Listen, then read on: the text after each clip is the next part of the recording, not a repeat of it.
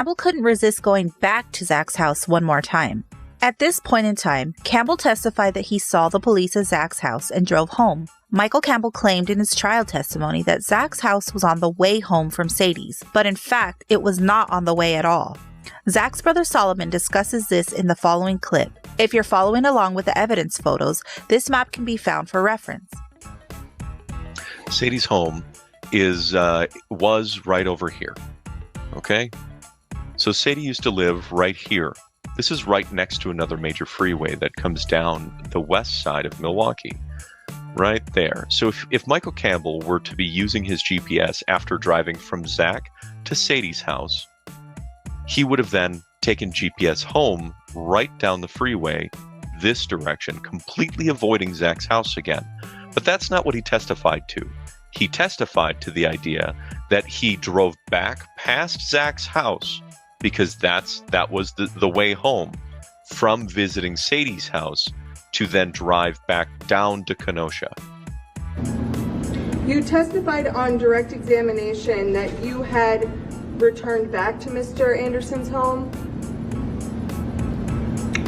That you went to Mr. Anderson's home, you went to Sadie Beecham's home, then you went back to Mr. Anderson's home? We drove past. Okay, and you said that was on your way home? Yeah. So where did Miss Beecham live, to your understanding? I don't know. GPS, I'm not familiar with the area. So I couldn't tell you northwest, east, none of that. Okay. Yeah, and you said you used your GPS?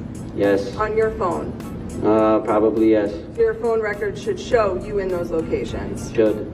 Okay. So if GPS would not have taken Campbell back to Zach's house, why did he want to go back there? And why would he try to say it was GPS that led him there? Campbell also gave two different stories regarding how he obtained Zach's address. Mr. Campbell gives different sequence of events to different officers.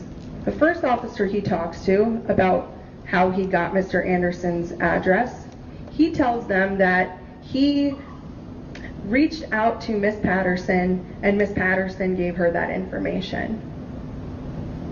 How Miss Patterson had Mr. Anderson's address, I don't know. The second time he gives a statement, which is a written statement to law enforcement, he says that he was doing Facebook stalking and he found Sadie and he found Zach and then he had his girlfriend find Mr. Anderson's address. Two completely different stories. So here we have an individual who's been interjecting themselves into the investigation, who, according to Mr. Gutierrez, could have been one of the last people to see him, and law enforcement never even asked to see his phone. Never investigates if he saw Mr. Gutierrez, where he was the night of the 17th, doesn't address any of these discrepancies. Campbell and Eileen also text more. She and her baby daddy need to be investigated, like, right fucking now. I agree. Calling the detective at 7. In a meeting till then. Following Zach's 911 call about the two men on his property, the police received their warrants and showed up to arrest him for the stalking charges alleged by Sadie. No charges or citations were issued to Campbell or Brandon for trespassing or for interfering with the police investigation. It should be noted that part of the reason the PD would have wanted OA's testimony is because they couldn't justify probable cause for search or arrest just based on Sadie's word alone. At the time, Sadie had no concrete proof of the stalking she was claiming. All of the information we see at trial was gathered through the police search. Sadie only had suspicions and accusations, and police cannot perform a search or arrest on reasonable suspicion alone. They had to have corroborating information to show probable cause to start their investigation into Zach.